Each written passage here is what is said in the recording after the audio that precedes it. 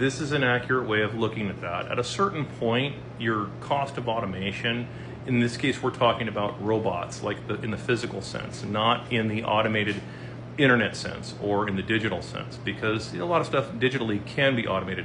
Not that you should automate it, because, well, then you just get a bunch of people get wrapped up in voicemail hell and they can never get any questions answered or solved, and it just makes people angry, which is why all these giant corporations that we all know and hate, it's why we know and hate them. It's because of the way that they treat everybody. There's no customer connection. It's all automated. So, but in the robotic sense, where it requires a physical robot, most people think of, oh, well, if you build the robot, you only have to build it once. Well, I'm no engineer, although I do engineer stuff from time to time. It's one of the things that I do here in my garage. And every time you make a moving part, you have something that needs to be maintained sooner or later. No different than like anything else. Anytime you add any moving parts, etc., you got to maintain all that stuff, which means you need people involved. You can hire robots. I guess you could build robots to maintain the robots, but then you have to build more robots, which means that people have to build. You see what I'm saying? There's no way around the laws of physics on this. And of course, how are the robots going to be built? Out of like the highest grade 6061 welded aluminum and tungsten? Probably not. They're probably going to be built out of like, especially nowadays, because of course, everything is turning into a scam, and that isn't just in the US, that's kind of everywhere in the world. The product quality is getting worse. Why would robots somehow escape this? Well, the robots are going to be made way better quality. Why would you think that? Why would you think that the robots would be made to a higher standard than everything else that's falling apart? Not only that, keep in mind, there's no money we all understand the disposable nature of our society right now, right? It's old, throw it away, get another one. Oh, your car is 5 years old, go buy another one. Don't maintain it, don't do anything with it. Go buy another one and just keep going with more debt and so on. Why would you think that the robots would be any different? Remember, there's no money in building something one time and then letting it do everything for you. I mean, it's just kind of how it works. And again, that's a violation of the laws of physics anyway. But yeah, I mean, like this is just a way of thinking about this kind of thing. And I've broken this down a few times.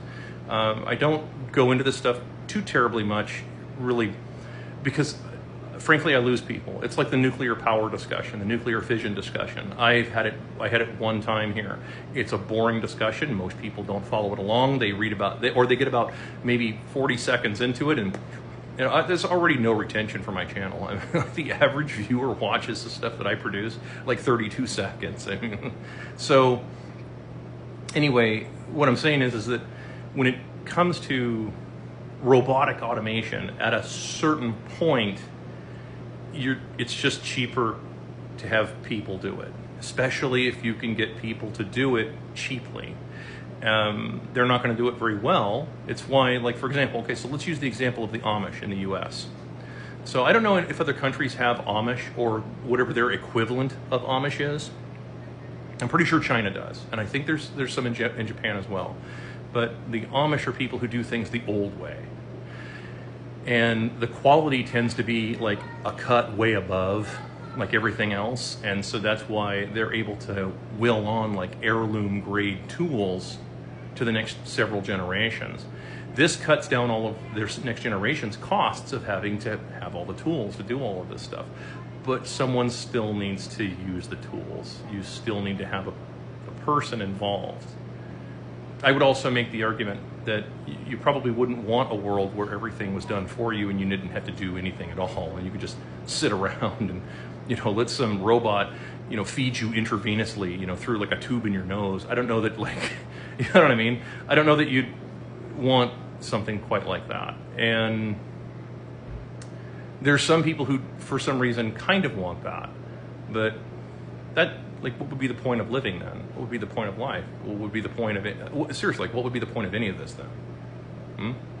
So part of the human experience is doing stuff, having things to do, having problems to solve.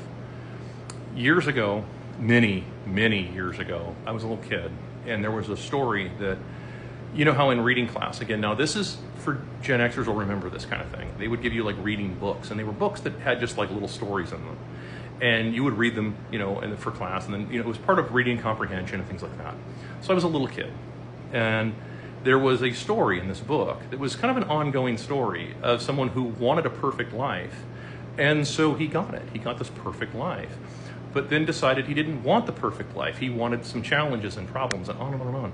And yeah, there was an interesting story, and I still to this day remember it, even as an adult, some 40 odd years later, I still remember that story because it had a great impact on me. Even as a little kid, I think, again, I was probably maybe like 7 or 8. So, yeah. Anyway, yeah, at a certain point, there is a cost problem, and there is also a practical reality that you can only make the equipment, the robotics is only as good as the people who are making the robotics. And if you fired all of the expensive people who work in the robotics sector, well, so you could replace them with cheap labor, well, you're probably not going to have the highest quality robots.